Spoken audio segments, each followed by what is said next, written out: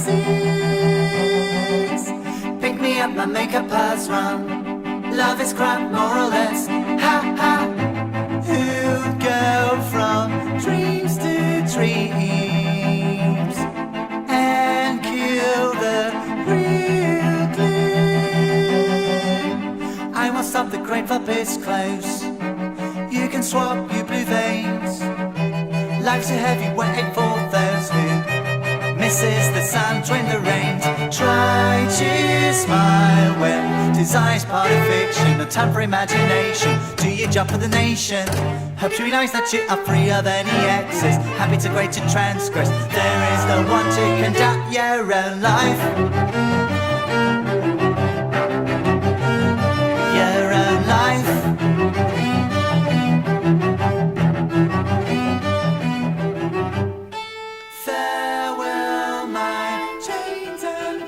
Sabine, viens voir. J'ai trouvé un endroit pas mal pour notre devoir. Regarde, là c'est une usine abandonnée. Ça a l'air glauque, hein, ça a l'air bien. Ouais, mais ça m'a l'air un peu dangereux quand même. Ouais, t'as raison.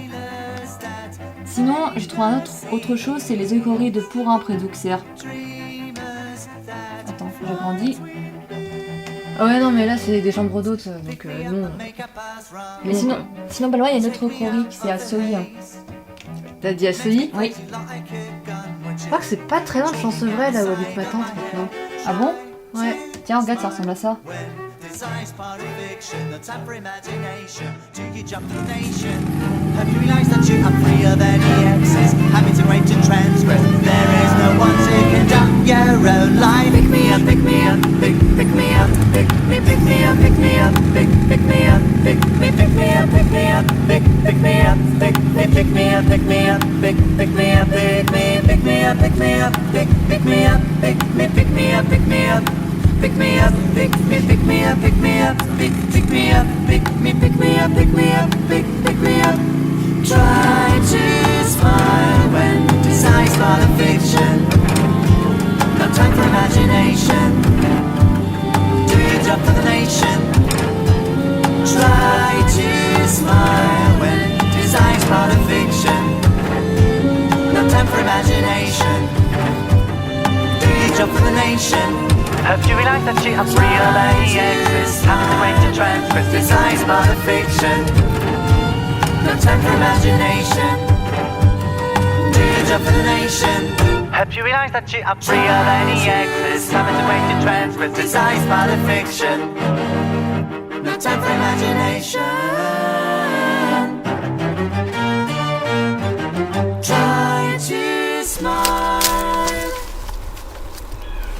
De traverser par ici. Ah non, Sabine, il y a des barbelés, on va se faire mal. Oh, bon, bah trouvons une autre entrée. Tu vois la marche, Marie ?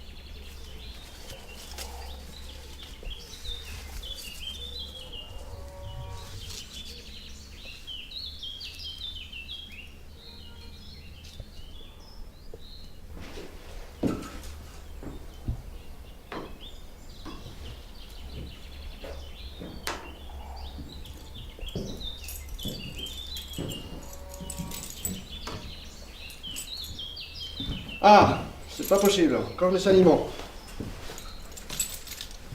Saute.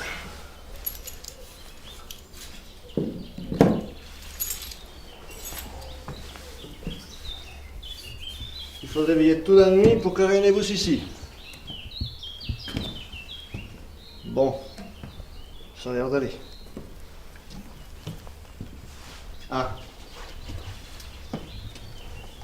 Entre les creux des osseaux, la poussière, il y a toujours quelque chose à nettoyer. Ça va, Roger? Bien dormi?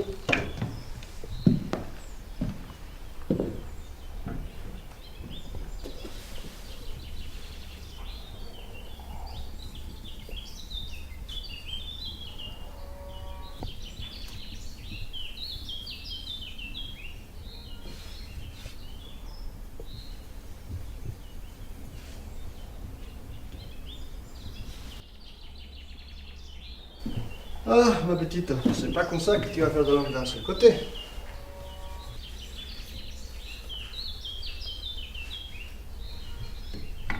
Voilà, ça c'est mis.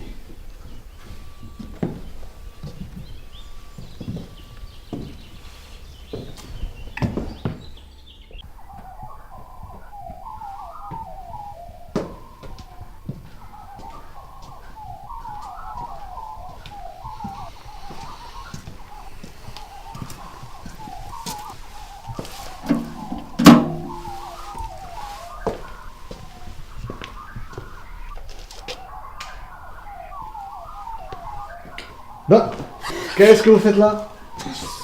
Excusez-nous, on s'est endormi. C'est ça, oui. Bon, allez, venez, je vais vous faire visiter. Là où vous avez dormi, finalement, c'était un ancien four de l'Oclérie. Et là, on est dans cette partie en dessous, c'était le four qui permettait de chauffer l'ocre qui, après lavage, est terminé par des brouettes par là et versé sur les cheminées qui sont là éclairées des côtés. Faites attention parce que c'est profond, hein. Faut pas tomber. Et donc, si vous voyez bien, comme le sol a été défoncé, après il est passé des centaines de brouettes, et il paraît qu'il y avait des Espagnols et des Portugais qui travaillaient ici à l'époque. Et voilà, donc c'est des vestiges d'une activité industrielle disparue. Et là, on va passer dans la salle du premier encordé, mais faites attention parce que là, il y a encore des trous. Venez, c'est solide, mais il ne faut pas tomber des côtés. Et faites aussi attention aux petites pierres sur le sol, alignées. Allez, venez. C'est sûr, hein, mais il faut juste pas aller des côtés. Allez-y. C'est vraiment sûr, hein. Si, c'est sûr, c'est sûr. C'est vachement sûr. Voilà. Donc voilà, les premiers encordés, c'est marche les premiers avec une corde. Bon, je ne saurais pas vous dire plus que ça. Hein. Il faudra demander au propriétaire qu'est-ce qu'il a pensé qu'il a mis ça. Et là, vous voyez ces alignements. Ben, vous savez en japonais, là, les bonsaïs, les petits arbres et tout ça. Ben, là, c'est des bonsaki. Et donc, ces pierres-là sont censées représenter des paysages. Par contre, il faut avoir un peu d'imagination, mais si vous mettez comme ça à ras des sols, vous allez pouvoir imaginer des montagnes, des petites maisons, des villes. Par contre, il ne faut pas regarder que par terre parce que vous voyez, il y a plein de pics partout. Parfois, on se les plombe quand on lève la tête, on se lève et qu'on n'a pas fait attention. Bon, là, comme je vous dis, on était dans les fours. Et on va sortir par ces portes à l'extérieur pour aller voir la cheminée du four. Dites aussi l'hermaphrodite, et je vous laisse deviner pourquoi. La cheminée du four. Ouais, elle appelle, les propriétaires des lieux l'appellent l'hermaphrodite. Voilà, donc on va aller dehors. Venez, on va prendre à droite.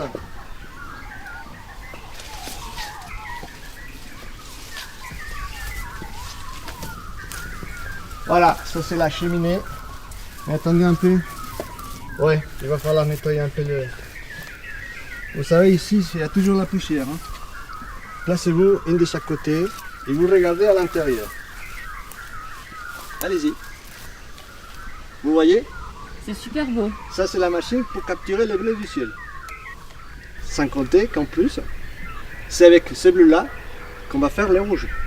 Pardon? Les rouges que vous voyez partout. Alors, il ne semble pas qu'on fasse du rouge avec du bleu.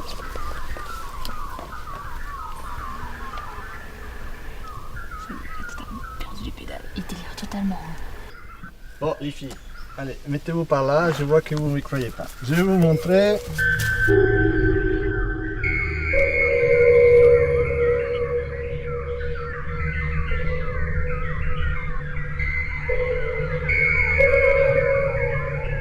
Ici, on est dans une des salles qui ont été aménagées en musée. Ça fait toujours partie de l'ancienne opérerie, mais maintenant c'est musée. Vous savez, il y a plein d'œuvres d'art exposées, de différents auteurs. Par contre, il faut faire attention, tout ça est très fragile. Il ne faut pas dépasser non plus les fils blancs, parce que sinon ça va déclencher des alarmes. Non, ça il n'y a pas ici. Ça. C'est dans une autre salle. Ouais, mais en fait, c'est mal rangé. C'est mal rangé. Elle n'est pas d'ici. Cette œuvre-là, elle est dans une autre salle. Une verre bouteille. Calibreuse, filtreuse d'ici des fastes non plus. Alors, oh, non, c'est mal rangé tout ça. Commutateur pour manutentionnaire expérimenté. Ça, c'est des œuvres de Stendhal. Je ne sais pas si vous connaissez. Ah non, pas du tout. Non. Bah, ici, il y a une œuvre de Stendhal. Là-bas. Vous voyez le truc avec l'ampoule là?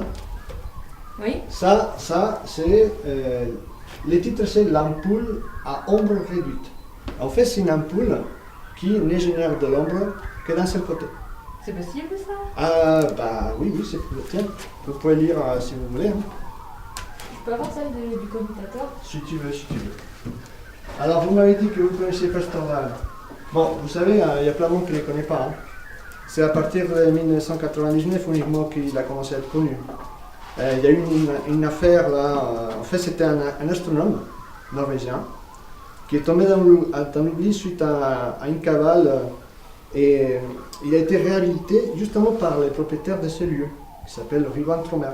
Ça c'est le propriétaire.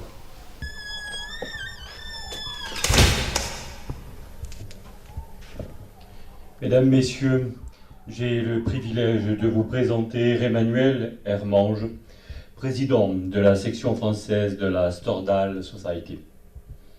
Il contribue, comme vous le savez tous, à la révision de l'histoire occultée de l'astronome Sven Stordal. Le fonds Stordal est un ensemble considérable composé de photographies, d'inventions, de sculptures et objets ramenés de ses multiples expéditions. Il a été montré en France, bien sûr, mais également en Suisse, au Luxembourg et en Grèce. Emmanuel Hermange est ici accompagné de Riwan Tromer, secrétaire volant de cette organisation internationale. Merci, chers amis, de partager avec nous ces recherches que vous menez depuis tant d'années. Merci à vous, merci à cette noble institution de nous accueillir et de nous permettre de diffuser l'affaire Stordal.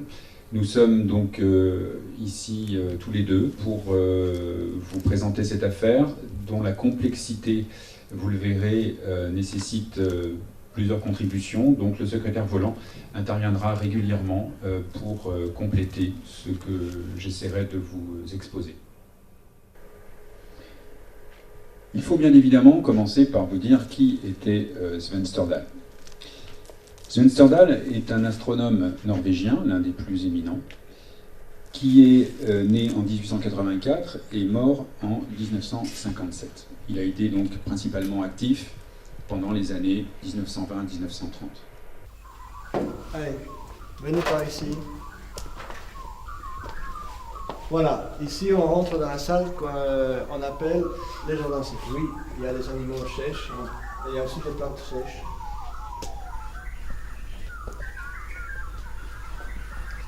Tout est sec. Oh, la panique qui dépasse. Oui. Et ça vous rappelle quelque chose?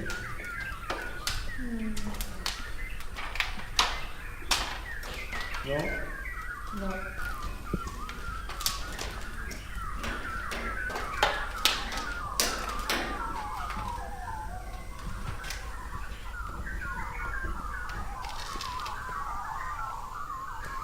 Faut pas trop toucher. Hein. C'est des œuvres fragiles. Ah, d'accord.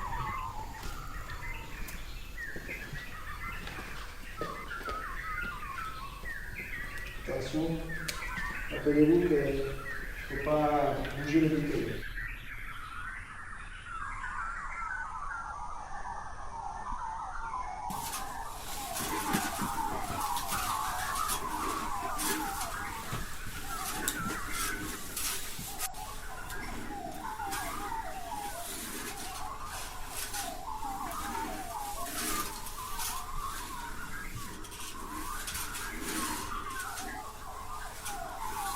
Continuez par là. Vous trouverez le seul lieu où il y a du sens.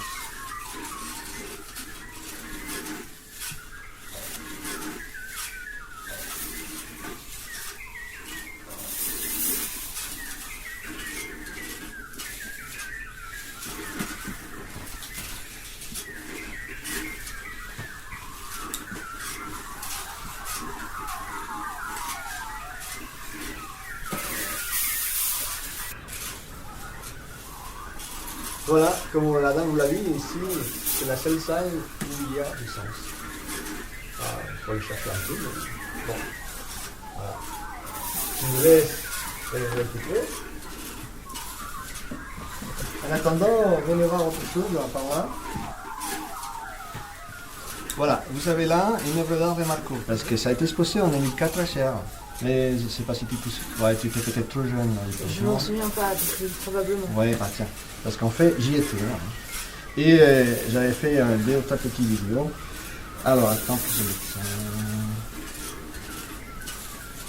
Alors, on a la chance, hein, parce que en fait, Marco il a accepté de laisser une de ses œuvres à Cromer, qu'il a installé ici, parce qu'en fait, dans cette série d'œuvres d'art, il a utilisé de l'ocre, et cet ocre-là, il venait d'ici.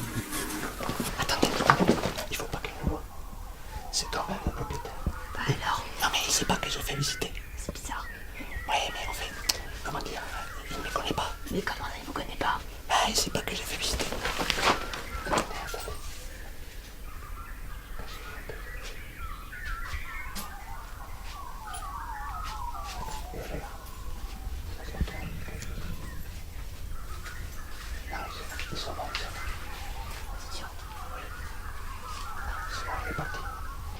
Ici, faites attention dans la descente, essayez d'éviter les planches, sont un peu fragiles.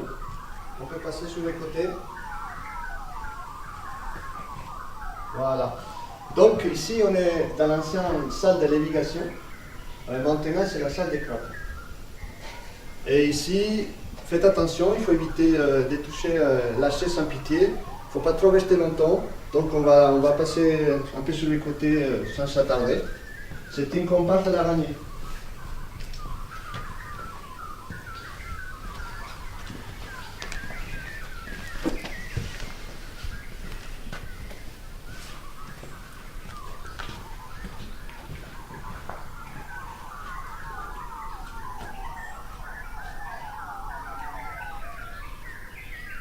IPE. IPE, Oui, installation, paysagère et route. c'est une bonne idée. Ça va? On y va? Oui, mais je crois qu'on va pouvoir se débrouiller toute seule Ah maintenant. non, pas tout seul, pas tout seul. Vous avez promis, on revient, vous inquiétez pas. Oui, c'est ça. Ouais, Mais promis, on revient, on ouais. est sérieuse. N'importe quoi.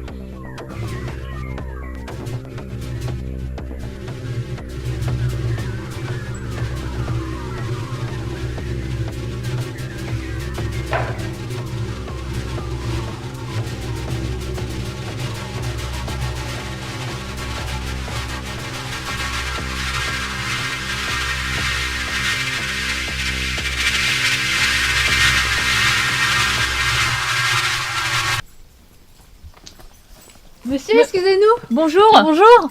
On a quelques questions à vous poser si ça vous dérange pas. Bonjour. Bah, si je peux répondre, ça me dérange pas. Si je peux pas répondre, c'est plus embêtant. Bon alors, pour un dossier d'études qu'on a à faire, on aimerait bien vous demander s'il serait possible de visiter tout ce site industriel. Ah. Malheureusement, non. Pourquoi? Parce que ça a été un site industriel, mais ça ne l'est plus. C'est devenu un site artistique sur l'ensemble des 2 hectares du site, d'une part, et d'autre part, ça n'est pas un musée. Donc il n'y a ni visite guidée, ni visite libre. Justement, l'étudiante en art, ça nous intéresse. Oui, et comme c'est un site artistique aujourd'hui, ça pourra toujours nous être utile. Changer de fusil d'épaule, là, vous passez de l'industriel à l'artistique. Mais malheureusement, le site n'est pas plus ouvert aux gens qui font des études ou qui pratiquent l'art. Par contre, il est ouvert aux collaborateurs. Donc en bientôt 30 ans, ici, il y a eu, si j'ai bien compté, 175 séjours de collaborateurs qui sont venus pour participer à la construction du site. Si en tant qu'étudiante en art, ça vous intéresse de participer à une installation contemporaine, ça on peut discuter. Je pense qu'on est partante. Ouais, ça nous intéresse. Hein. Oui. Bon, mais alors il faudrait que je vous en dise plus. Ce que je vous propose, c'est qu'on se voit en début de journée demain. Demain à 8h, ça vous dirait? Oui, très bien. Puis ça nous permettra aussi de savoir pourquoi et comment est-ce que ce site industriel est devenu un site artistique. Ah, ça c'est une très bonne question. On tâchera d'y répondre. D'accord. Super. Merci Ok. beaucoup. À demain. À demain, On bonne souhaite une journée. bonne journée. À Au vous revoir. aussi. Au revoir.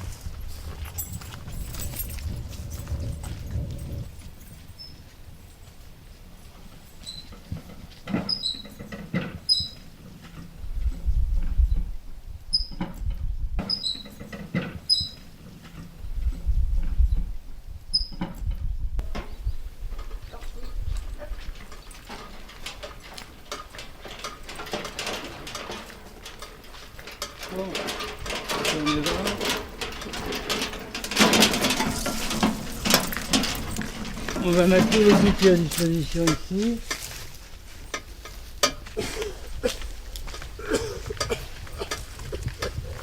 Donc, moi je vais nettoyer le tour, et vous nettoyez le dôme lui-même. D'accord.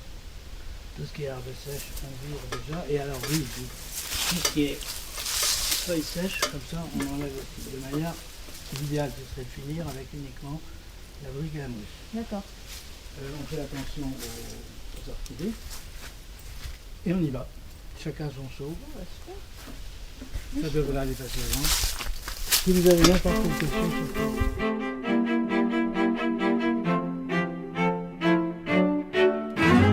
Il faut empêcher que la fleur se fane. Rêver à déplacer les montagnes. Retourner la terre en clé macadam. Déposer, baiser dépourvu de flammes.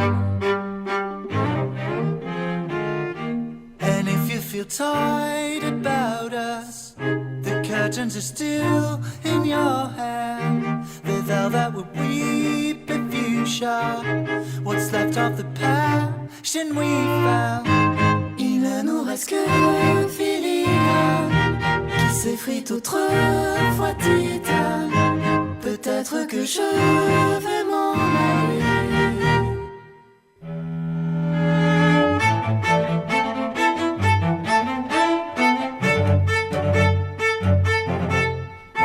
On se rendra sur nos pas d'autrefois. Voir s'il se dirige toujours de toi vers moi.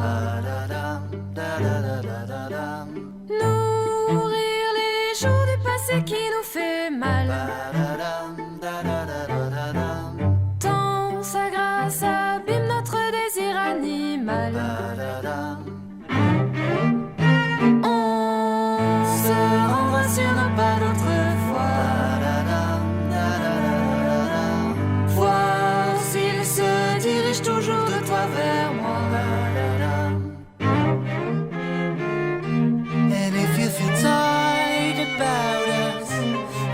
curtains are still in your hand. The velvet weepy fuchsia, what's left of the passion we found.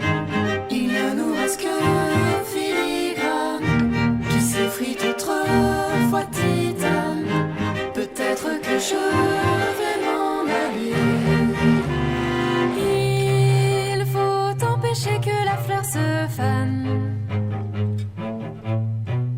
Rêver à en déplacer les montagnes. Retourner la terre, angler macadam. Déposer, baiser dépourvus de flammes.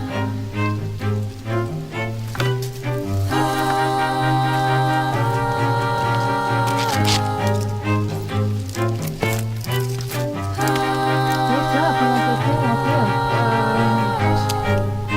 pourquoi pas.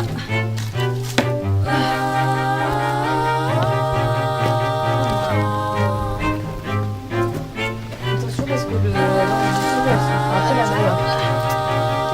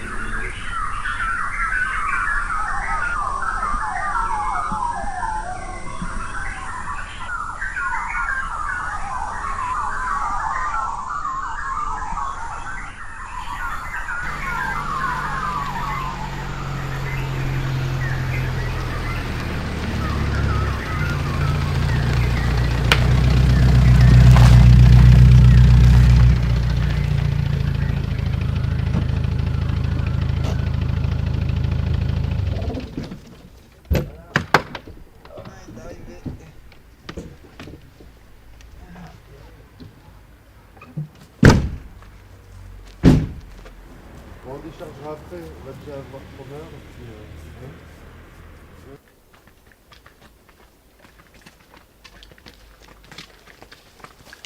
Tiens, Bonjour Cromer. Jean-Marie Lecnam, lui-même. Salut, je Tu vas t'appelle bien ça si tôt. Ouais, ça va. Bah, je viens continuer mon documentaire. Je te présente François Malek qui fait le son cette fois-ci avec moi. Le fameux François Le Malek fameux dont François tu m'as Malek. parlé. Ah bah ouais. Tant de fois. Donc, et puis ils en ont profité pour me demander de t'amener une petite caisse qui vient d'Oslo. Ah, Je sais pas trop ce qu'il y a dedans. Et bon, devine, ils ont je profité devine. du voyage. c'est le supplément de sculpture qu'il m'a annoncé. Ah oui, où est-ce qu'on dépose tout ça Magasin des Rouges. Magasin des C'est Rouges. idéal, il y aura de la place. Ok, bon bah super.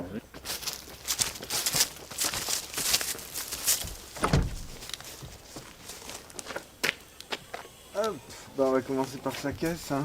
Allez. Et on prendra le reste du matos après. Oh, ça rigole pas. Je sais pas. Et bon, Là, ils n'ont pas raté avec leur pique. Allez. et jusqu'où on va comme ça? Ben, on va au magasin des Rouges. Bon, bah, c'est juste à l'autre bout de...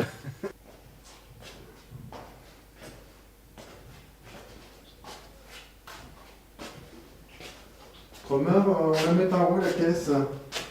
Là, sur les tréteaux, oui. Là Oui. Ah, super. Ouais, ça ira, là, hein. Bon, impeccable.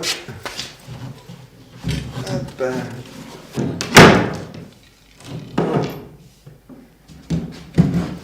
Oh, oh, oh, oh, oh, oh. Ça, je reconnais. Oh, et c'est bien ça, hein. C'est bien ça. Tout à fait le même genre de sculpture que dans la caisse AC2DE. Les précédentes étaient immatriculées comme ça aussi, mais on n'a jamais compris à quoi ça correspondait, à quoi ça renvoyait.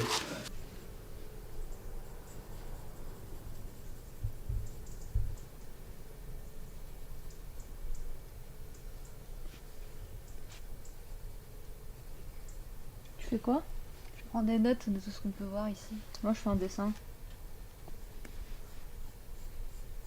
Donc là, j'essaye de faire la croix ici. Enfin, plutôt le signe féminin. Enfin, moi, ça me fait penser à un signe féminin. Mhm. Ah, attends une seconde.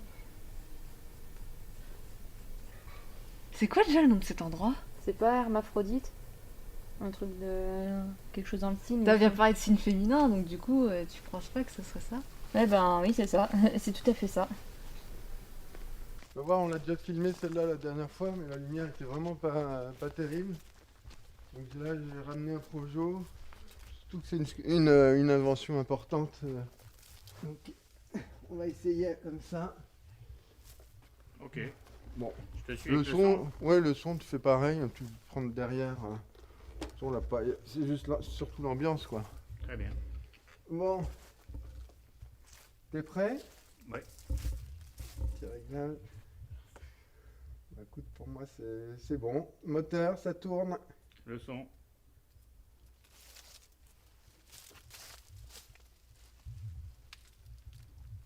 Ça. Excusez-nous. Oui. Bonjour. Bonjour. Bonjour. Qu'est-ce que vous êtes en train de filmer au juste? Bah là, on est en train de filmer. On est en train de faire un documentaire sur Stordal. Ah, Sven Stordal. Stordal. Voilà. Stordal. On peut vous aider éventuellement pour votre film? On est là Écoutez, quelques jours, oui. Ouais, vous êtes là quelques jours.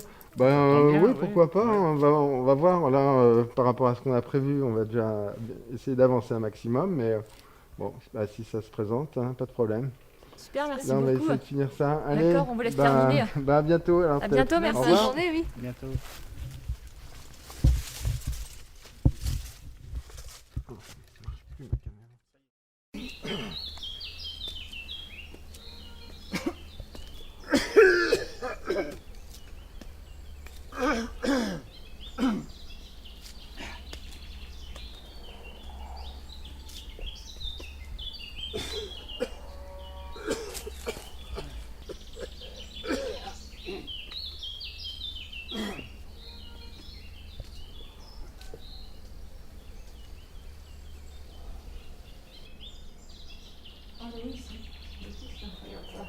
JP. Ça correspond à quoi JP? Jean Pellerin, ça doit être ça? Non, JP. Oui, possiblement. Mais c'est un réalisateur? 16 mm, 2 perforations. C'est quoi comme film? Ça pose dans une terrasse ou un jardin? Oui, je vais regarder un peu quand même. Allez, on y va? Oui, allez, attention.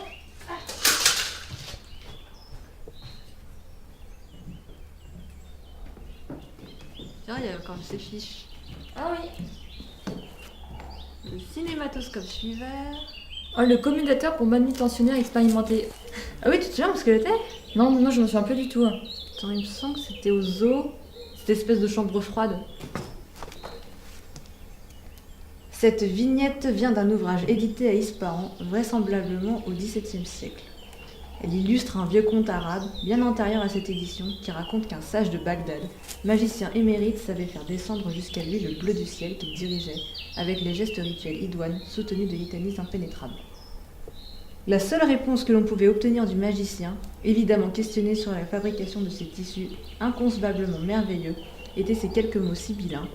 C'est avec du bleu que l'on fait le rouge.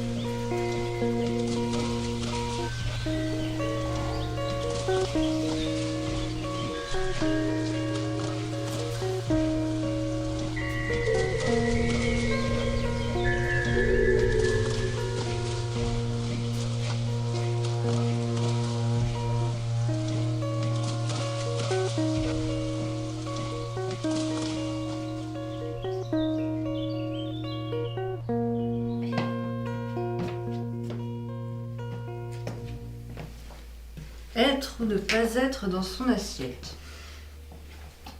Télé.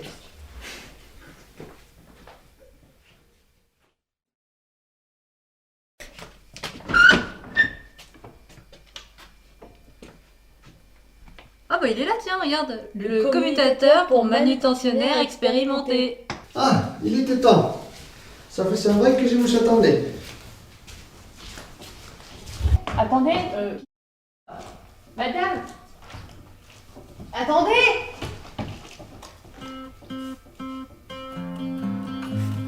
Take the kids away from this. I'm getting into trouble. We can't let grow this plate. We need to spit out this poison. Let them take all I got. I don't need anything, just need my soul and my hand. One bullet hole and there'll be nothing left of it if we go straight for the head. If we miss, death will kiss on the very first occasion, but the verb will remain. Many of us would take those lips. Let them take all I got. I don't need anything, just need my soul and my hand. One bullet hole and there'll be nothing left of it if we go straight for the head. Every little thing is flammable when you turn us into animals. We were meant to think for all of us, but you showed up. Every little thing is flammable when you turn us into animals. We were meant to think for all of us, but you fucked up.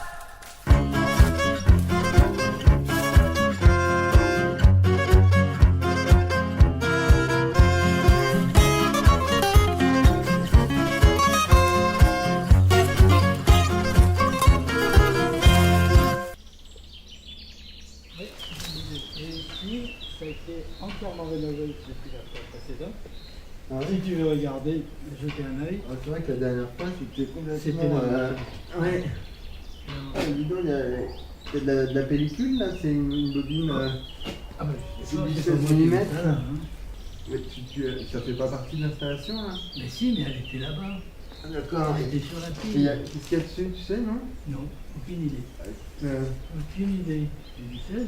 C'est du 16, on pourrait regarder. La prochaine fois que je viens, j'avais un projecteur. On regarde ce qu'il y a dessus quand même.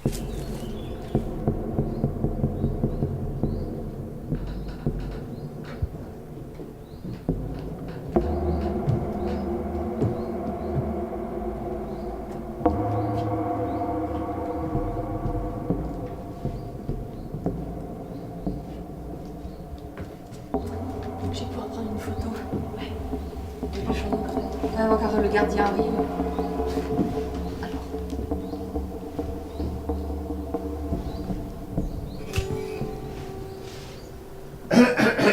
Bon sang. Bonjour. Alors, Ah non, non. allez, venez. Vous allez m'aider. J'ai compté accorder un peu les gestes mon musique. Accordé. Tiens, à propos, vous connaissez les joueurs d'échecs? Oula, quel est ce sera?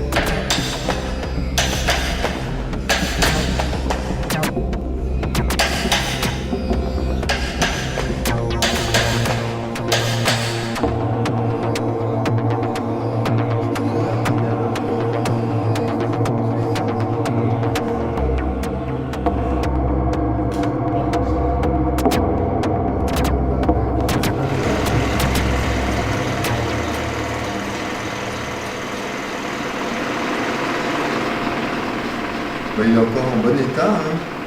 Très bon état, oui. On pourrait même penser que ça n'a jamais été projeté. Ouais.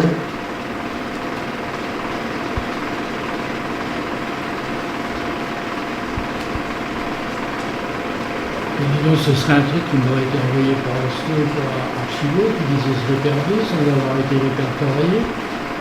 Bah ça pourrait, oui, tu n'as pas de souvenir comme ça d'une caisse parmi toutes celles que tu as reçues avec des films. Hein. Peut-être mélangé à une invention. Tu ne vois pas que ce soit Stendhal lui-même. Comme on n'a aucune photo de lui, je ne suis pas du tout là pour faire ça, mais ce qui serait bien, c'est qu'on arrive à voir si on tombait sur une invention qu'on connaît. Mais tu dis qu'il n'y a pas de photo aussi, il y a quand même une photo de groupe. Où on le voit. Oui, mais c'est un grand groupe, alors on voit mal, mais ça vaudrait le coup. Peut-être d'agrandir ces détails de photo. Ouais, et de pouvoir comparer. Ouais. Et comment c'est arrivé là? Non, ils ont peut-être pensé que ça faisait partie d'une invention. C'était pas pensé que c'était un film.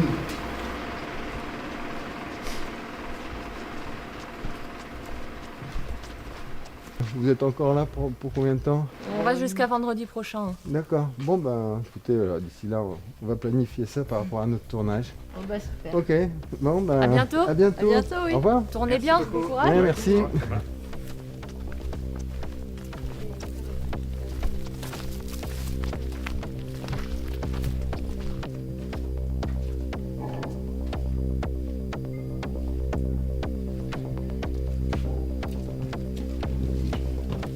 Ça te dit pas quelque chose tout ça en fait? Si, je crois qu'on a déjà venu. Attention, regarde, il y a un truc là-bas. Ils osent le prendre.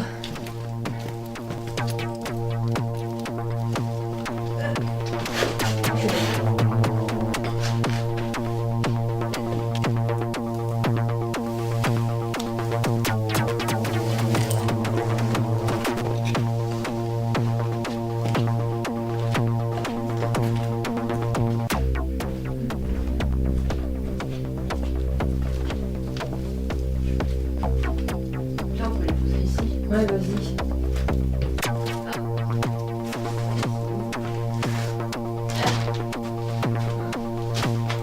C'est pas ça. Medellin. C'est un Colombie ça. Je crois bien, ouais. Bizarre. Mais ça fait là. Déjà, peut-être qu'on a des sacs de café, parce que j'en ai un peu neuf, mais... Alors qu'ici c'est de l'ocre. Bon, alors avec tout ce qu'on a pu découvrir aujourd'hui, on aimerait vous demander si ça vous intéresserait qu'on puisse vous aider pour toutes les installations. Oui, bien sûr. Mais je préférerais qu'on dise que vous allez aider le site, que vous allez aider Garand L60, et non pas moi. Parce que en bientôt 30 ans de travaux ici, il y a eu quelque chose comme 170 séjours de collaborateurs, et ils ne sont pas venus, j'espère pour eux, enfin en tout cas c'est ce qu'ils disent, ils ne sont pas venus pour m'aider, ils sont venus pour le site et surtout pour s'aider eux-mêmes. Donc ce que je voudrais, c'est que dans ce que vous allez choisir de faire, je voudrais que ce soit bien sûr utile pour le site, que ça fasse avancer les choses, mais je voudrais surtout que ce soit utile pour vous, que ce soit une espèce de formation ou de découverte. Et donc comment on a fonctionné jusqu'à présent? Eh bien, chaque fois qu'un collaborateur se présentait, on faisait la visite du site, on voyait ce qui était construit, on voyait aussi ce qui avait été abîmé ou détruit et qui donc demandait une restauration, et on voyait aussi, dans la conversation, on voyait aussi ce qui était prévu qu'on fasse et qui n'était pas fait. Et à ce propos, et alors donc ça c'est sur le site, et aussi ici,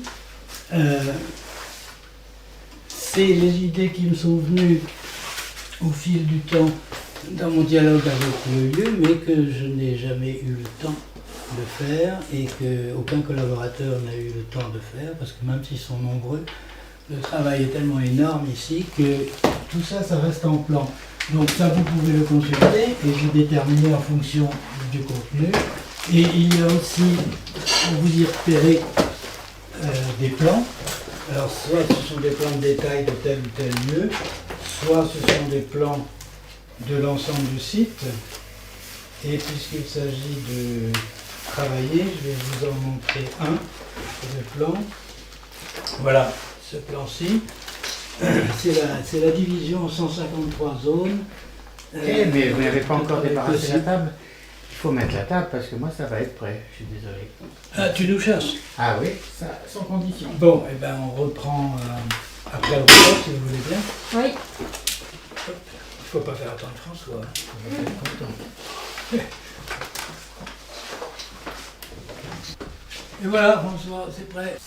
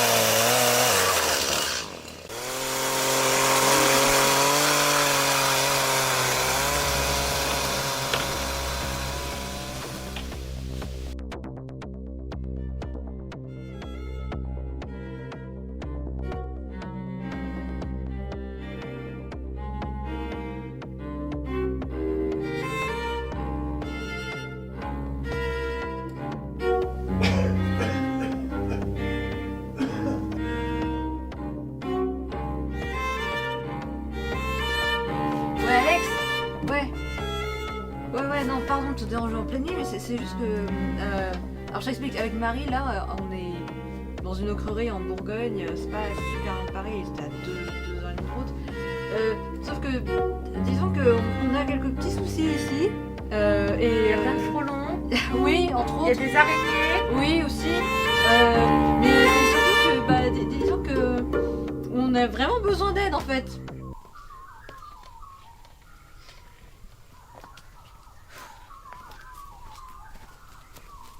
Ah tiens, encore des bouteilles bleues. Encore. Ouais. Donc, oui, vous pouvez vous installer là, toutes les deux ici. Donc, action. Alors, monsieur Trommer, nous avons quelques questions pour vous à propos de Sven Stordal. D'abord, on a beaucoup entendu parler de cet homme en découvrant toutes ces installations présentes sur ce site. Mais une question nous taraude quand même pas mal, c'est... selon vous, était-il plus scientifique ou artiste ? Au départ, Stordal est un scientifique. Il a une formation scientifique, il est né en 1884, il est mort en 1957. Il a fait ses études à Paris, il était d'une famille francophone et francophile, bien que norvégien. Et d'ailleurs, beaucoup de ses notes sont tantôt en français, tantôt en norvégien. Bref. En tout cas, il démarre sa carrière comme scientifique, comme astronome. Ça c'est très clair. Et lorsqu'il publie son premier livre, c'est aussi un livre purement scientifique, qu'il écrit après avoir été frappé par un livre de Lucien Rudeau. Lucien Rudeau, c'est un astronome français, qu'il a donc connu en France, et c'est important, ça, qu'il ait fait ses études en France, parce que ça lui a fait découvrir le livre de Rudeau, qui l'a beaucoup inspiré pour la suite. Le livre de Rudeau s'appelle Sur les autres mondes.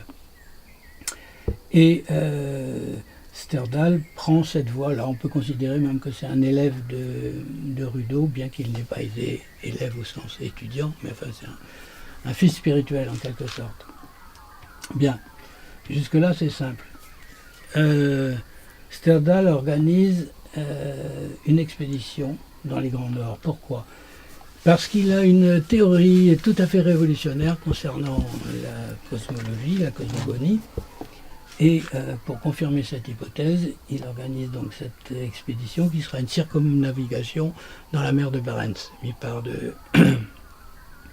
Il part de Norvège, bien sûr, et ensuite il va aller vers la Nouvelle-Zélande, qui est une terre russe. Il va revenir par le Spitzberg et redescendre. Si vous avez un petit peu la carte de ces régions sous l'œil, vous voyez qu'il remonte bien au nord. Alors pourquoi? Parce que son idée, c'est de faire des photographies en pensant que les photographies dans ces conditions tout à fait spéciales, des grands nords, photographies de ciel, vont pouvoir confirmer son hypothèse. Il part avec 3 photographes. Alors lui-même fait des photographies. Les 3 photographes qui l'accompagnent font aussi des photographies. Il revient et il parle de ses découvertes et il dit voilà, j'ai les preuves. Sauf que ces découvertes, ces théories sont un grand chamboulement dans le monde de l'astronomie. Et ça paraît extraordinaire, mais c'est pas du tout rare dans le domaine scientifique. Ça bouscule trop l'orthodoxie du moment, au point que les collègues disent qu'il faut le faire taire. Vous avez sûrement entendu parler d'exemples récents analogues. Donc j'insiste bien, c'est pas un cas rare, parce que ça paraît être une histoire totalement fantaisiste de se dire qu'il y a des scientifiques qui vont saboter un autre scientifique parce qu'il a des idées extraordinaires. Quoi qu'il en soit, c'est ce qui arrive. Et donc Sterdal passe du statut de scientifique connu au statut de parfait inconnu. Il disparaît totalement des annales scientifiques. Et jusque-là, ça répond à ta question, c'est un parcours purement scientifique. Bien. C'est à 2 historiens des sciences que nous devons les principales découvertes sur Sven Sterdal. Ils ont rencontré Riwan Trommer à Paris à la fin des années 1990, et c'est ainsi que toute l'affaire a commencé. La première fois que nous avons eu l'occasion de découvrir les éléments dont je vais vous parler tout au long de cette conférence, c'est dans la galerie Michel Chaumette en 1999 à Paris que je les ai moi-même découverts. C'est ainsi que je me suis mis, moi aussi, à m'intéresser à cette affaire. Cette exposition chez Michel Chaumette à Paris montrait quelques éléments, mais évidemment n'était pas encore complète, puisque en 1999, seulement une partie de tout ce qui constitue aujourd'hui le fonds Sven Sterdal avait été mise au jour par les 2 historiens des sciences que sont Jos van Rie et Finn Røtherm. Aidé par un autre Norvégien qui s'appelle le docteur Tornelius, et qui est important parce que Tornelius habite Trondheim. Trondheim, c'est la ville natale de Sterdal. Et il y a toujours à Trondheim, à l'époque où ces 3 personnages se mettent en quête, il y a toujours la maison natale de Sterdal. Les 2 historiens des sciences dont j'ai parlé étaient sur une toute autre piste parce qu'ils ne connaissaient pas plus Sterdal que quiconque. Et donc, sur une autre piste, ils tombent sur un lot de 223 photographies miniatures, toutes petites, qui ont des origines très différentes. Et en particulier, l'un de ces lots porte le nom de Sandrar. Alors pourquoi moi je suis dans le coup, pourquoi je suis au courant de tout ça? Parce que, voyant le nom de Sandrar, il fouille de ce côté-là, et il découvre que, à l'époque, Sandrar est à la fois connu comme écrivain et en même temps méconnu. Mais il me trouve moi. Pourquoi? Parce que je suis le premier, c'est pas pour me vanter, mais c'est au contraire pour dire à quel point le paysage universitaire peut parfois être lamentable. Je suis le premier à avoir fait une étude sur Sandrar en France. Et il y avait eu une étude aux États-Unis, ensuite moi en France, et ensuite il y a eu une étude aussi en Suisse. Donc les études sur Sandrar étaient vraiment très rares.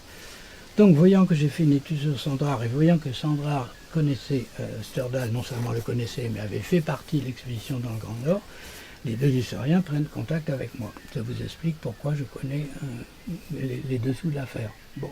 Donc, Jos van Rie et Finn Røtherm exhument une histoire, une aventure, une découverte, un bonhomme, des documents. Vous pensez dans quel état d'excitation ils sont. Donc ils font faire des recherches systématiques dans la maison de Sterdal à Trondheim, dans la maison, dans les combles, partout. Ils trouvent des choses vraiment très intéressantes et ils se disent, mais il faut aussi fouiller le jardin. Ils fouillent le jardin et dans le jardin, qu'est-ce qu'ils trouvent? Des tubes en fer, très rouillés, vous vous en doutez. On ouvre les tubes et qu'est-ce qu'on trouve dans les tubes? Des grands tirages photographiques, donc de la photographie argentique noir et blanc d'époque, de très grands formats, mais à moitié pourris, évidemment, à cause de l'humidité. Après ça, une équipe se met à travailler sur ces restes et reconstitue à l'ordinateur la photo entière. C'est ce que vous avez vu sur les murs. Donc, je réponds là à la question, c'est quoi les grands tirages? Ce sont des grands tirages modernes, faits d'après les restes et à l'identique quant au format. Merci beaucoup, cher secrétaire, pour ces précisions. Bon, alors pourquoi une galerie? Et là, on arrive à ta question, c'est parce que ce qui nous frappe, c'est que ces documents, qui sont des documents purement scientifiques, sont super beaux. Non seulement ils sont super beaux, mais en plus ils sont d'une originalité dans le domaine photographique tout à fait sidérante. Qu'est-ce que c'est que ça? Et donc tout de suite la question se pose la même que toi. Est-ce que Sterdal, ayant rassemblé tous ces clichés, donc certains de sa main si on peut dire, de son œil, d'autres des trois autres photographes qui l'accompagnaient, dont Sandra, est-ce que réellement pour Sterdal c'était des documents purement scientifiques ou est-ce qu'il en a aussi senti l'intérêt esthétique et l'originalité esthétique? Donc la question se pose très vite. Et c'est pour ça qu'on montre ça dans une galerie d'art à Paris et non pas dans un domaine, ça aurait pu être dans un domaine scientifique, dans un lieu scientifique. Bon. Après ça, Finn Rutorm et Jos van Rie créent la Sterdal Society. Sterdal Society, un nom anglais parce qu'ils voulaient que cette société fonctionne de manière internationale. Le siège est à Oslo. Je dis Oslo parce qu'on va en reparler tout à l'heure à propos des sculptures qui sont ici, et des sculptures et autre chose. Et il y a des sections nationales, il y a une section française, il y a une section japonaise, il y a une section coréenne, et puis il y a des chercheurs freelance en Grèce, par exemple, en France aussi. Bon, bref, ça veut dire qu'il y a tout un tas de gens qui se mettent sur la brèche et qui se mettent à chercher. Et qui donc aident les trois chercheurs de départ, Jos van Rie, Finn Rutorm et le docteur Tornelius, qui eux, de leur côté, continuent à faire des découvertes. Et les sections nationales en font aussi en particulier. On découvre que Sterdal est allé en Corée, on découvre qu'il est allé au Japon, on découvre qu'il n'a pas eu seulement une activité d'astronome, mais aussi une activité d'ethnologue. En particulier, il s'est beaucoup intéressé aux populations dites archaïques d'extrême Sibérie. On en parlera peut-être tout à l'heure. Il y a des éléments ici sur le site qu'on pourrait vous montrer. Et on découvre aussi qu'il a fait des peintures. Alors pourquoi je parlais tout à l'heure de Rudeau? Parce que Rudeau, dans son livre sur les autres mondes, qui est un livre purement scientifique, fait par un astronome qui a une réputation tout à fait établie, il est directeur de l'observatoire de Donville, il a été admis à l'Académie des sciences à 18 ans, je ne sais pas si vous vous rendez compte. Bon, donc Rudeau est un personnage 100% scientifique, sauf que si vous prenez son livre, je peux vous le montrer, je dois l'avoir là, il y a dans le livre une bonne centaine de documents qui ne sont pas du tout des photos, mais qui sont des peintures faites par Rudeau. 1937, est-ce que vous imaginez qu'en 1937, la librairie Larousse, tout ce qu'il y a de plus sérieux, publie un livre d'astronomie avec des choses peintes à la main par l'auteur du livre. On est tous à peu près d'accord pour dire non, il était absolument conscient que avec ces documents scientifiques, en fait, il n'était pas seulement dans le domaine scientifique. Bon. Et on a aussi des inventions faites par Sterdal, et la même question se pose en voyant les inventions, c'est des inventions incroyables. Mais ça a l'air souvent d'être des sculptures. Et le dernier épisode, c'est que il y a 2 ans, il y a une caisse, une énorme caisse, qui arrive à Oslo, et qu'un camion dépose devant l'immeuble où est le siège de la Stordal Society, le siège central. Le camion se barre, laisse la caisse, un coup de téléphone à la Stordal Society. La caisse sur le perron, là, c'est pour vous. Alors les types, ils descendent, ils trouvent l'énorme caisse, ils la montent, ils l'ouvrent. Et dedans, ils voient des tas de chiffons dégueulasses. Et en fait, les chiffons dégueulasses, c'est un emballage de sculptures. Bon, vous pourrez les voir, puisque je dois vous dire que Oslo archive tout ce qui est à 2 dimensions. Et il se trouve que je gère en Bourgogne depuis maintenant un quart de siècle un site historique qui n'a rien à voir avec Stordal, mais où il y a beaucoup de place puisque c'est une ancienne ocrerie, donc avec des grands hangars. Oslo me contacte pour me dire est-ce que ce serait possible de stocker les objets à 3 dimensions en Bourgogne. Évidemment, j'accepte. Ça fait beaucoup plus de travail, bien sûr, pour la section française de la Stordal Society, beaucoup plus de travail aussi pour moi, mais le gros avantage, c'est qu'on a en France, à portée de main, aisément consultable, des pièces très importantes, puisque toutes les machines construites par Stordal sont ici, enfin en Bourgogne. Tout ce qu'il a ramené de ses expéditions chez les Tchouktches en Sibérie orientale, c'est ici aussi. Et les archives d'Oslo se contentent de diffuser, d'éditer et de diffuser une fiche par objet. Et chaque fiche est envoyée à tous les Stordaliens. Donc Oslo, 2 dimensions, Bourgogne, 3 dimensions. Les installations, c'est moi qui les ai faites, et les œuvres de Stordal sont rangées dans des placards que Jean-Marie Lecnam pourra vous montrer. Oslo fait des fiches sur les objets plus ou moins extraordinaires qui sont découverts au fur et à mesure et envoie ça à tous les adhérents. Donc Jean-Marie Lecnam les a, je les lui ai communiqués, moi je les ai ici aussi sur l'ordinateur. Donc outre ce qui est caché dans les placards, enfin, quand je dis caché, c'est pas vrai, c'est pas caché, mais si on n'ouvre pas les placards, on les voit pas. Outre ça, vous pourriez avoir accès à ces sculptures et après tout, apporter votre propre réponse à la question que tu poses. Sur les sculptures, il y a cependant une discussion, on va dire, c'est pas vraiment une polémique. C'est quoi ces sculptures?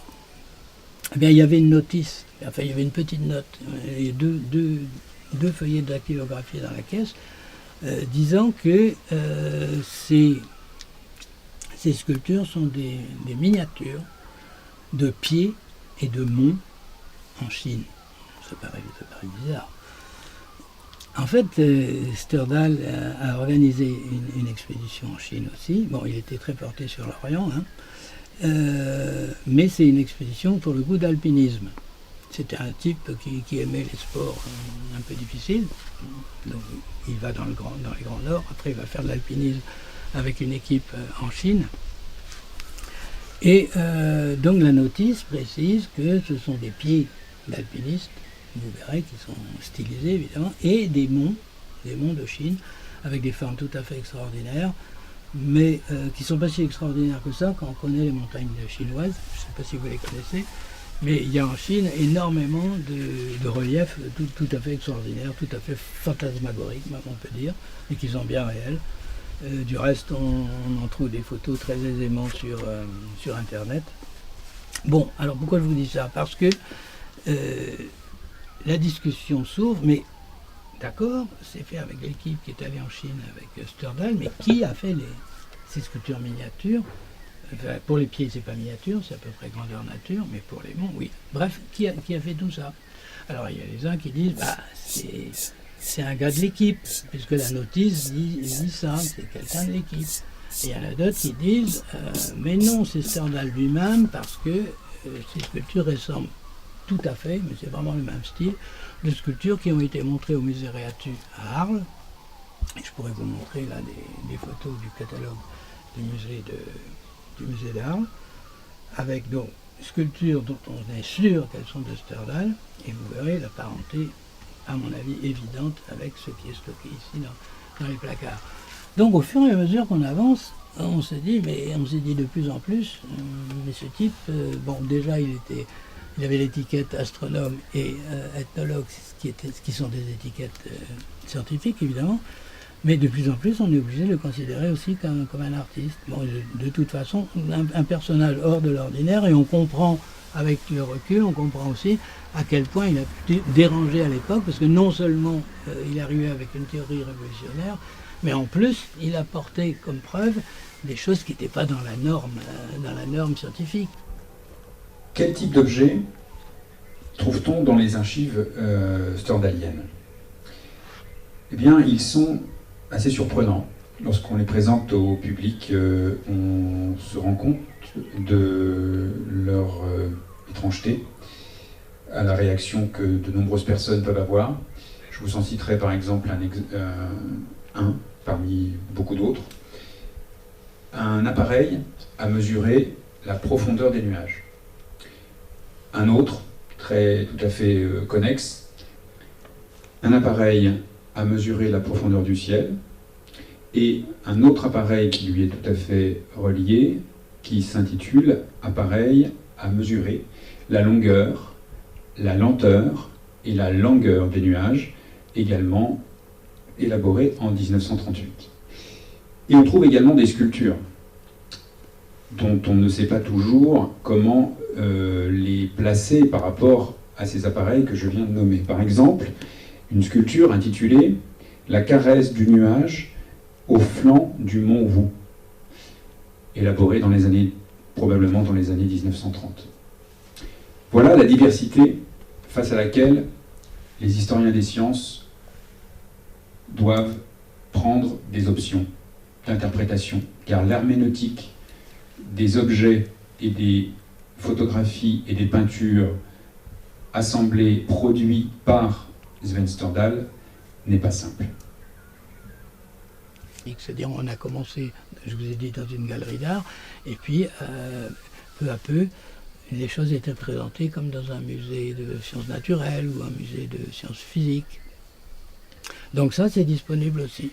Et ça répondrait également à vos questions. J'ai raconté l'histoire de Stendhal à peu près, sans entrer dans les détails, ça répond à ta question.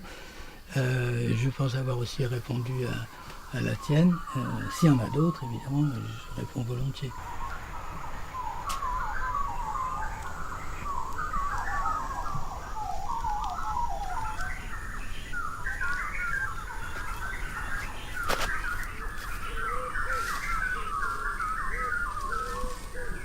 Bonjour.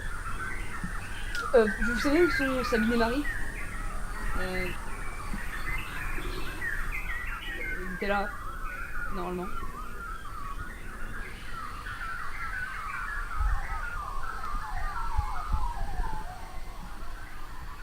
Ok, merci.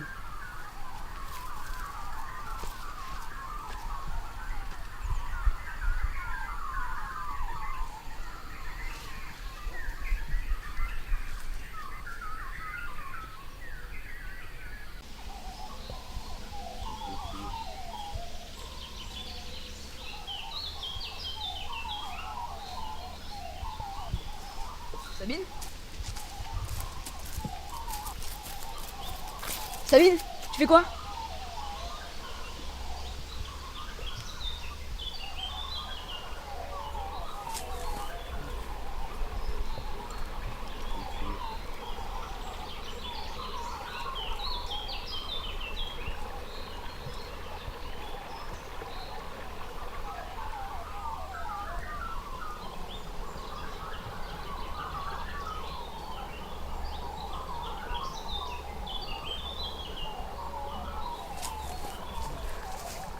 J'ai bien aimé vous trouver.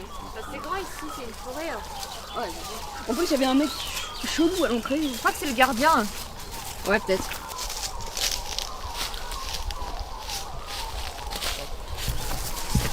Tiens, écoutez ça encore. Le promeneur, pour être nous, même s'il s'abandonne à la méditation, doit savoir rester actif. Le site s'offre si l'on est prêt au dialogue, pas seulement à l'écoute.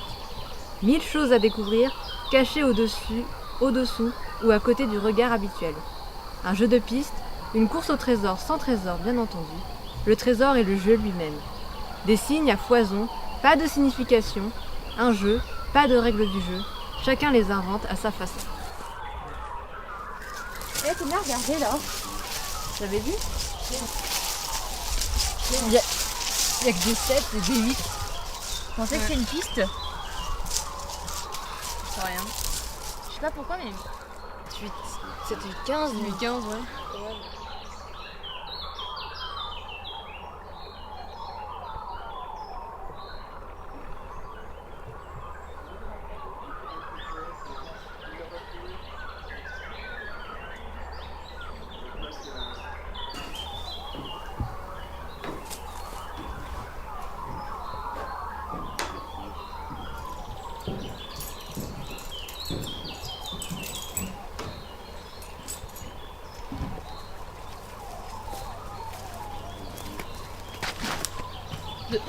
Pas pour te faire de 2 chevaux, ça? Où ça? Quoi? Bah là, dans l'arbre.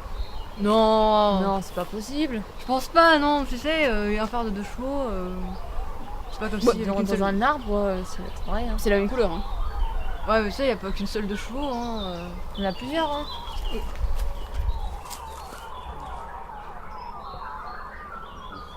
Non, enfin, je suis quand même venue de Paris pour vous chercher. Parce que vous m'avez appelé en pleine nuit un peu, non? Tu peux rester quelques jours, ça te fera du bien en plus, respirer l'air de la campagne. Et là-haut, il y a quoi? La salle des lambris. Vous êtes déjà allé? Non, pas vraiment, non. Pourquoi? Tu sais, là, il y a 3 petites portes sur tout l'étage, mais disons qu'on n'a pas franchement voulu y aller. Romain, il nous a dit, oui, vous pouvez parfaitement y aller, ça, y a pas de souci. C'est juste que si jamais vous y rendez, surtout faites bien attention à refermer et à ne surtout pas les laisser sortir.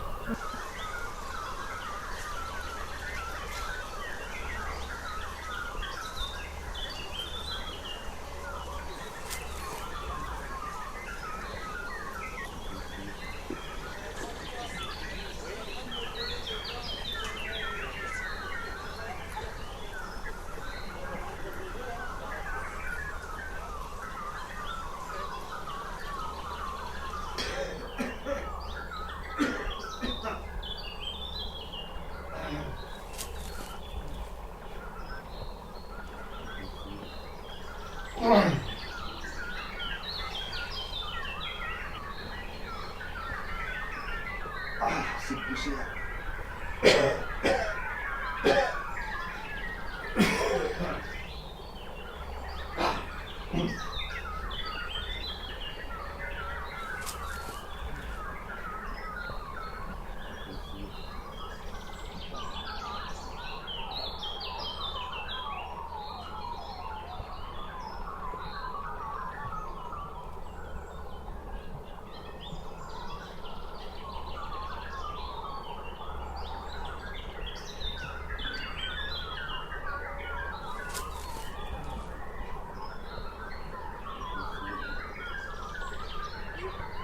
Quand on est venu ici la dernière fois, c'était pas là, on est d'accord? Putain, il y avait des plaques d'immatriculation. Quoi? Tiens, dis. par curiosité, c'était quoi ta plaque d'immatriculation? Non, bah voilà. Quoi, c'est notre Quoi plaque de-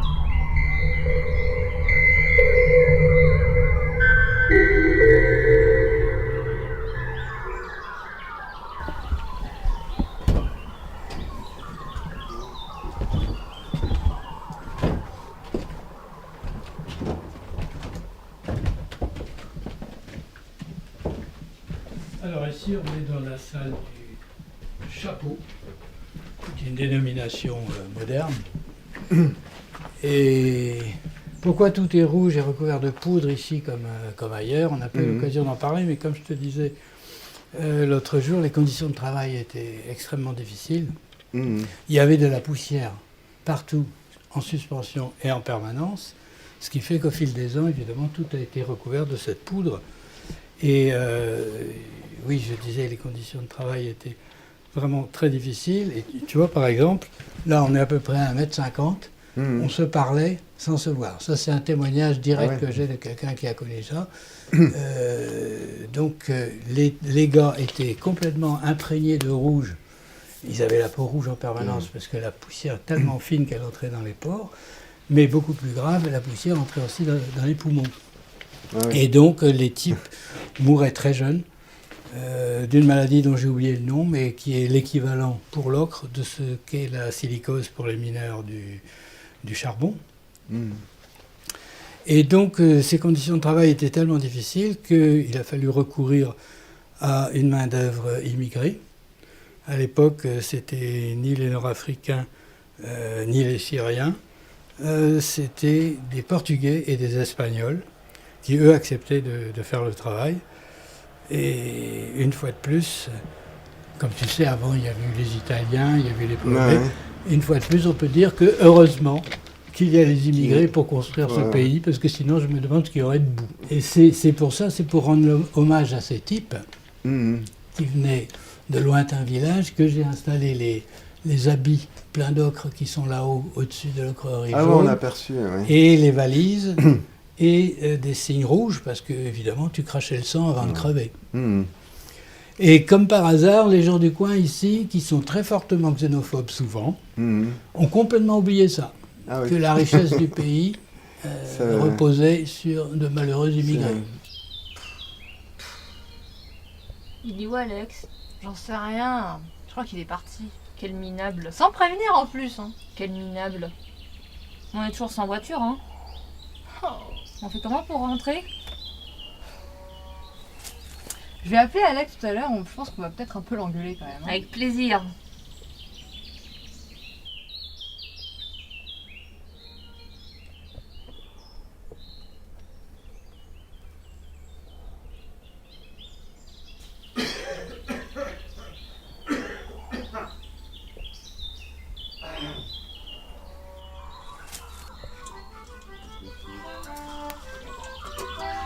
Autant d'avoir le cœur net.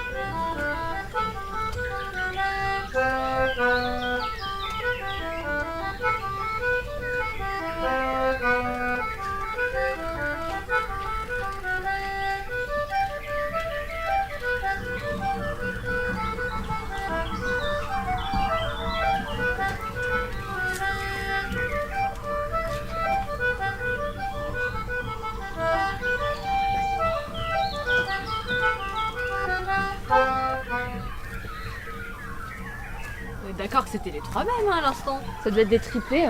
Ouais, enfin, c'était à peu près les mêmes genres de musique aussi. C'était la même musique. Là,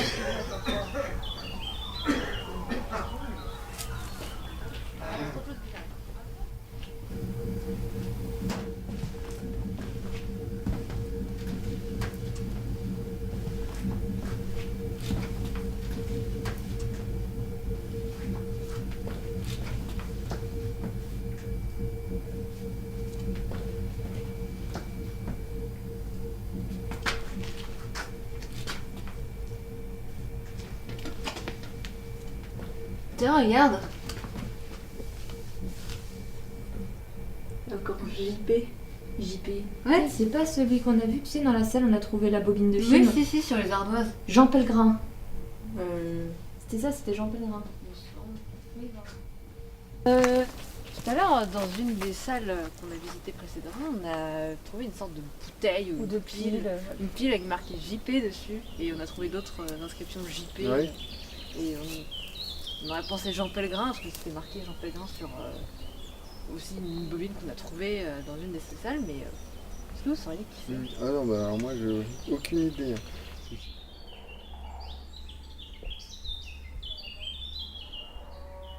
Alors là, vous posez une question. Ah, un instant, j'installe ça et j'arrive. Hein. Je vérifie que je suis dans l'axe. Oui, je vous écoute. Alors, on a vu plusieurs inscriptions avec un nom dessus, JP, JPL, Jean Pellegrin, et on aimerait bien savoir qui c'est, si c'est un ami à vous, s'il a collaboré avec vous. C'est effectivement un ami, ou plutôt c'était un ami, parce qu'il est mort maintenant, et franchement, remuer ses souvenirs douloureux, excusez-moi, mais j'ai pas trop envie. Tant pis, Pas c'est trop pas grave, envie. on comprend bien. Je suis en train de remettre ça en état. Vous savez ce que c'est? Non. C'est un regard. Vous savez ce que c'est un regard? Pour Un regard, contrôler, c'est- contrôler le niveau d'eau. C'est une fosse qui permet de vérifier la bonne circulation des eaux souterraines, les pluviales. Donc c'est pas vraiment une question de niveau, c'est plutôt une question de circulation. Et donc là, vous avez un regard levé au ciel bleu.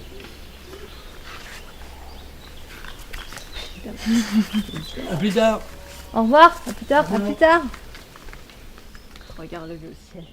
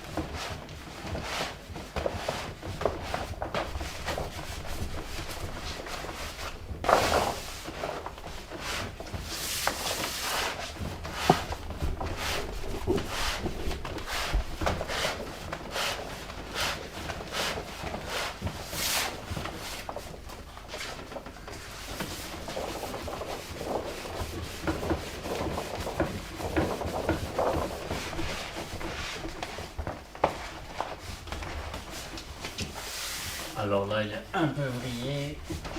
Voilà. On va dérouler.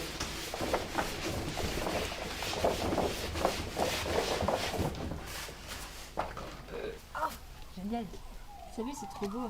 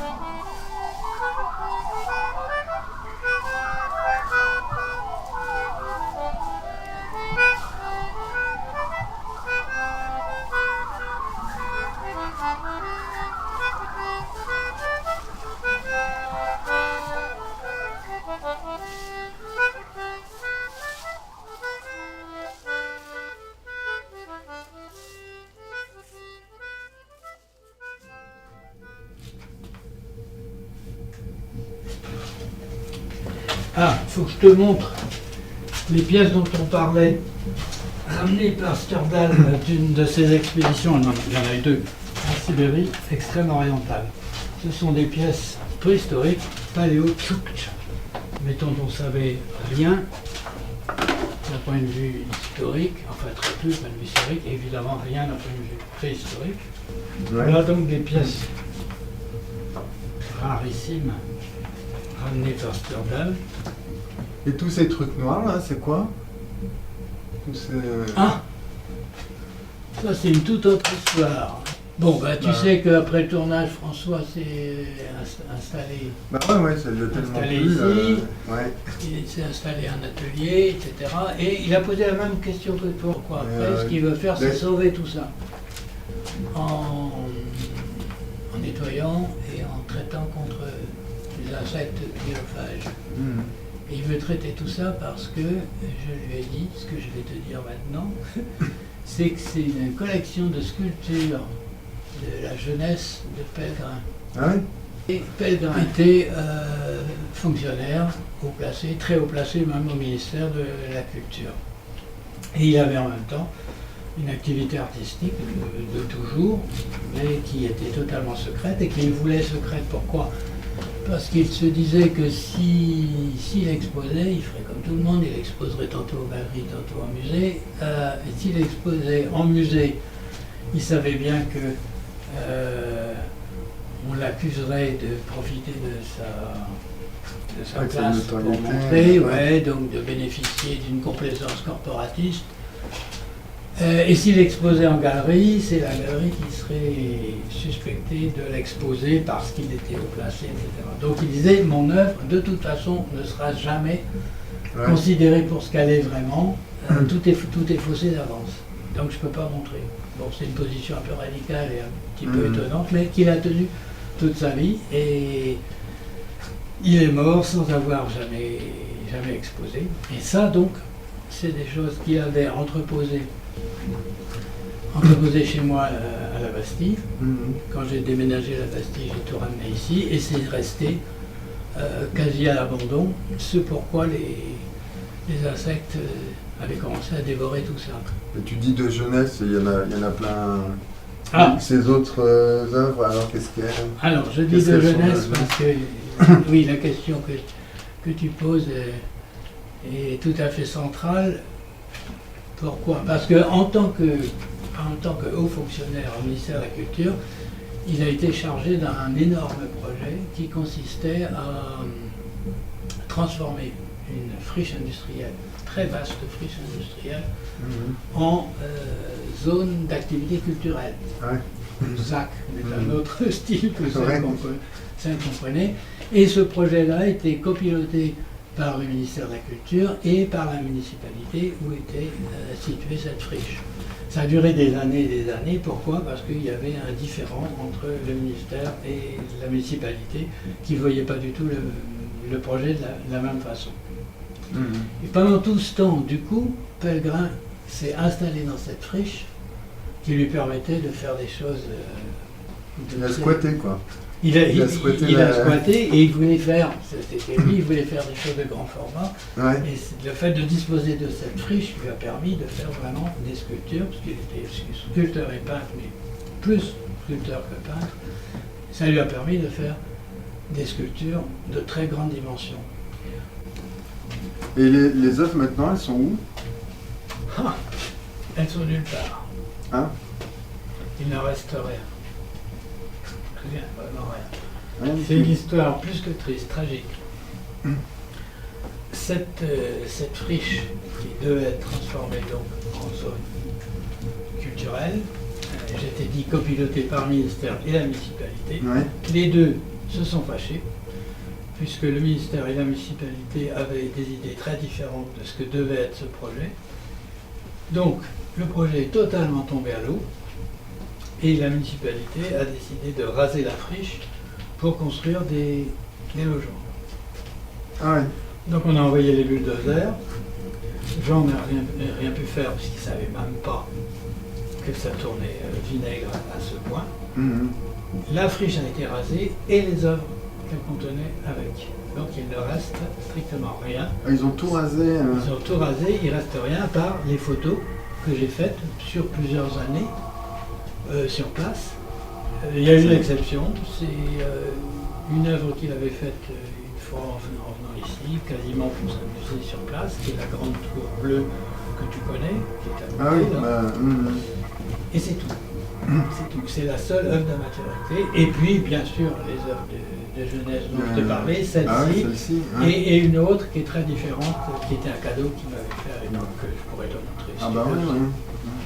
Tu finis de me montrer ce que tu voulais. Oui, alors donc là, c'est des pièces toujours paléoturques que Sterdal a ramenées de cette expédition dont je te parlais.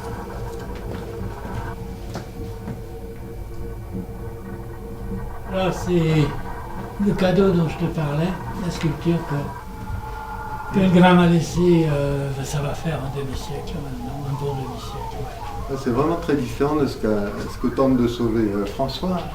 Ah oui, parce que ce dont s'occupe François, ça date de la trentaine à peu près de gens, alors que ça, c'est un cadeau qu'il m'a fait dans notre prime jeunesse, on avait la vingtaine peut-être, pas plus. Alors, encore en train de bosser sur Pellegrin.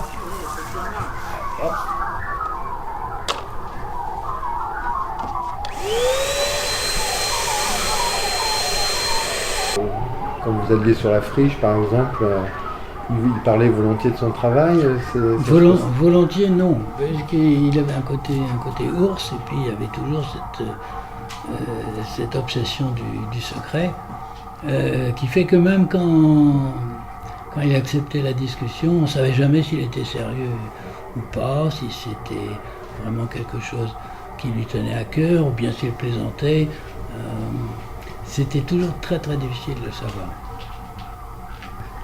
Allez, pour ce qui est des matériaux, toutes les œuvres de jeunesse donc, qui sont ici, qui ont été remises au jour et puis travaillées pour leur sauvegarde par François, c'était uniquement du bois.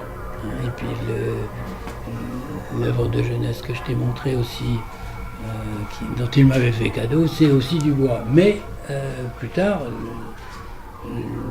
pour la période, on va dire, de la maturité, non, le bois est tout à fait exclu et il va employer plutôt des matériaux de type industriel, donc des métaux, du caoutchouc, des choses comme ça, puisque dans ce travail-là, il fait beaucoup de récupération. Il fait beaucoup de récupération dans le domaine, on peut dire, industriel. Donc beaucoup de métaux, oui. Et c'est technique, alors les métaux, ils faisaient de la soudure, ils faisaient... Oui, alors, non seulement il faisait de la soudure, mais il faisait de la désoudure. Parce que c'était impossible de savoir si c'était fini ou pas fini. Parce que sans arrêt, il ajoutait des choses, et puis donc soudure, ou bien boulonnage, et puis il déboulonnait, il dessoudait, ça changeait sans arrêt, il n'était jamais content. Et grosso modo, on peut dire que dans un premier temps, il ajoutait des choses, et dans un deuxième temps, au contraire, il enlevait et il simplifiait au maximum. Et donc, dans les photos qui existent, moi le premier, je suis dans la capacité de dire c'est une sculpture finie ou c'est une sculpture en cours, parce que je pouvais très bien faire une photo à un moment donné, mais une fois que j'étais parti, je ne sais pas du tout si lui il apportait des changements ou pas. Et comme tout ça, comme tu sais, a été détruit, rasé quand la friche a été rasée, qui peut dire que les photos sont un état définitif ou un état provisoire? On ne sait pas. Mais lui, quand il t'autorisait à faire des photos, oui. C'était pas du tout en rapport avec un état particulier. Ah non, non, non. Tu faisais des photos quand tu voulais, tu savais pas du tout où ça en était de son travail. C'est pas vraiment quand je voulais, puisque d'abord il voulait pas de photos. Il voulait pas de photos, il avait peur que s'il y avait des photos, il puisse être grillé en quelque sorte. Donc je pouvais pas dire je vais faire des photos de ta sculpture quand elle est finie. Donc la ruse consistait uniquement à dire, moi en tant que collègue et en tant qu'artiste, ça m'intéresse de savoir comment tu travailles, et donc ça m'intéresse de faire différentes photos de différents états. Donc j'ai photographié au fur et à mesure, quand je pouvais être là, au fur et à mesure du travail. Mais lui, il ne m'a jamais dit, vas-y, cette fois c'est fini, n'est-ce pas? Puisque de toute façon, mon rôle n'était pas de faire des photos d'un travail fini, mon rôle, officiellement, c'était de faire, au contraire, des photos du travail en évolution. Alors les titres, c'est toujours des choses que j'ai entendues, dites par lui. Mais quand on voit les titres, on a vraiment l'impression que c'est toujours des plaisanteries ou des pirouettes. Canary Canan, par exemple, ou les trirèmes qui font allusion à des bellicos. On avait vraiment l'impression qu'il s'amusait, lui, mais qu'il s'amusait aussi de nous, en nous donnant des titres qui, manifestement, étaient des blagues. Mais moi, je les ai retranscrits tels que je les ai entendus. Il y a d'autres exemples là, de titres que tu peux nous citer? Par exemple, il y en a un qui s'appelle Mademoiselle Odalisque. C'est vu la sculpture qui est une énorme masse métallique de type industriel. C'est manifestement une plaisanterie. L'autre, enfin à mon avis, l'autre, les trois grâces qui sont des énormes sculptures qui n'ont rien de gracieux, puisqu'au contraire, c'est des masses imposantes et quelque peu ovoïdes. C'est un autre exemple. Présentation du gouvernement à la presse.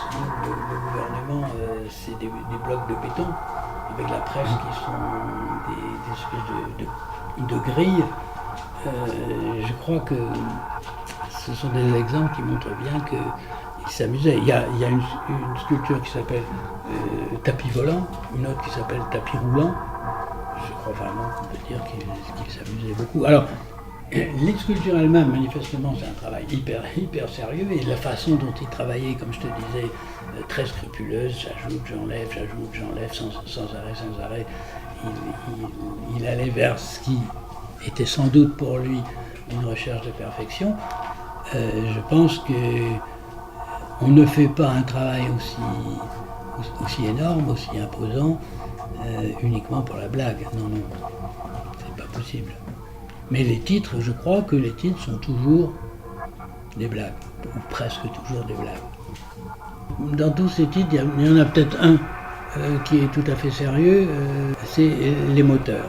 Il y a toute une série de sculptures qui sont très nombreuses et qui ont toutes pour titre moteur numéro 1, numéro 2, numéro 3, etc. Et ça, c'est manifestement un thème qui qu'il avait à cœur, puisqu'on trouve aussi des moteurs dans les œuvres de jeunesse. D'ailleurs, d'un point de vue formel, la parenté entre ces œuvres de jeunesse en bois et puis les œuvres ensuite en béton et en métal qu'on va trouver à l'époque de la maturité, la parenté visuelle, esthétique est évidente. Et je pense que là, oui, on tient un titre qui, pour une fois, est vraiment sérieux. Et est-ce que tu penses qu'on va bientôt pouvoir voir une exposition qui montrerait au grand public est-ce que c'est envisageable, ça, une exposition Jean Pellegrin de ces photos? En tout cas, ce serait souhaitable, mais c'est quelque chose qui m'échappe. Moi, j'ai aucune possibilité de faire quoi que ce soit. T'as des photos déjà? Oui, je peux uniquement dire à quelqu'un qui aurait envie de rendre public cette aventure tout à fait hors norme, même on peut dire unique. Quelqu'un qui aurait envie de faire ça, c'est du ressort des gens qui ont le pouvoir dans le domaine culturel, dans le domaine artistique. Bon, ça peut être des galeries, ça peut être des musées, c'est une chose qui m'échappe totalement. Moi, je peux uniquement mettre à la disposition de qui voudrait se lancer là-dedans ce qui reste, c'est-à-dire les œuvres de jeunesse qui sont stockées ici, et puis les photos de la maturité. One card in my hand, I just have to pretend. Time waits and no plan. One card in my hand, one card in my hand, I just have to pretend. Time waits and no plan. One card in my hand. Jackie's walking on a string, no Chili Pepper to win. Laughing with the wind above in the sky. I would not prefer the king, I never felt like a queen. Smiling politely, the ring sounds so shy. What color is your fate? In my bed, black or red. In my back, into my bed. Jack's waving, wondering what's hiding me down. Lucky me, the cotton clouds are mine. One card in my hand, I just have to pretend. Time waits, no plan. One card in my hand, one card in my hand, I just have to pretend. Time waits, no plan. One card in my hand. Jack's not waiting for the spring, now is the time for playing. Shining, not blinking, I stare stars at night. Not anything shot on the wing, not judging words is a thing. Risky, not certain, dry tears in my glass. Watch me roll as your face builds. The freshest now, the thicker smoke, I don't get the joke. Jack's waving, wandering in a mess since I done. Lucky me, memories leave the ground. One card to my hand, I just have to pretend. Time waits and no plan. One card in my hand, one card in my hand, I just have to pretend. Time waits and no plan. One card in my hand.